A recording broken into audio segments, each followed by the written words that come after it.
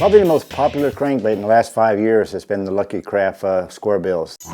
I've had more people come up to me and say, I have caught more fish on that crankbait than any crankbait in my whole life. I'm going to kind of give you the origin of the Squarebill, which most people nowadays don't know, because you have to kind of be my age now to understand where that bait really came from. And then you'll understand where the Lucky Craft RC series comes from. This dates back into probably even before I was aware of it, but it really became popular on the BASS tournament circuit in the late 70s. All of a sudden we started hearing about, Billy Murray and Bobby Murray and Roland Martin were fishing these handmade baits, these custom wood baits, and even most of the tournament guys didn't have access to those baits. The thing about the Squarebills back then was that they were expensive. A lot of people say, hey, why is that Lucky Craft RC Squarebill $15?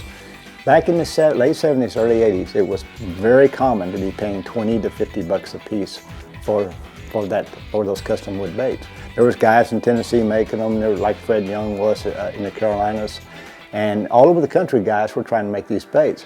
But they really never went mainstream, and that's why they tend to trend up and disappear off the fishing world for a while. And then they did that. They get hot and then they disappear, and they get hot again and disappear. And one reason they would do that, have that kind of cycle and that trend, was the average guy, again, number one, couldn't hardly find them, and number two, he couldn't justify paying that much for them. Only the hardcore tournament fishermen could.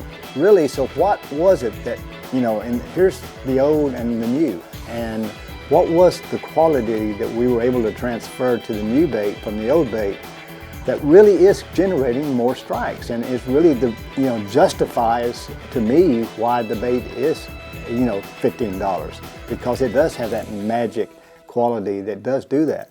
We did some testing with a university, a local Missouri university, with these hydrodynamic imaging machines.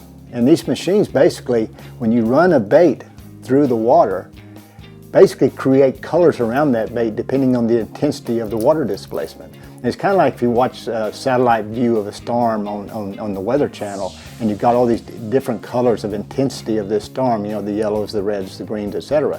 Well, this hydrodynamic machine does the same thing, and what we discovered was that each bait has its own defined image coming through the water.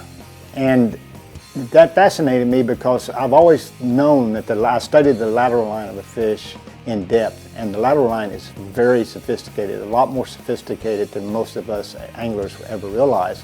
It's the equivalent in a bass of echolocation in a whale. And it basically is drawing a mental image of anything that moves through the water and displaces that water. Now, I can't tell you why the fish prefer that particular image, that particular water displacement when the bait comes through the water, but they do. And to be able to bring a bait to the market that had that quality of those original, the very best original wood baits, and bring it in with durability, 10 times the durability of a wood bait, and bring it in at only $15 and not $50 was amazing to me. And so it became, and again, it has become the hottest crankbait since then in the market throughout the country. So what are you getting when you buy a Lucky Craft Squarebill? I know what you're getting. You're getting the very best wood baits I've ever fished in my life. It's been duplicated now in a hard plastic bait. What are you getting now when you get a RC double D deep diver? Or what are you getting when you get the extra deep divers?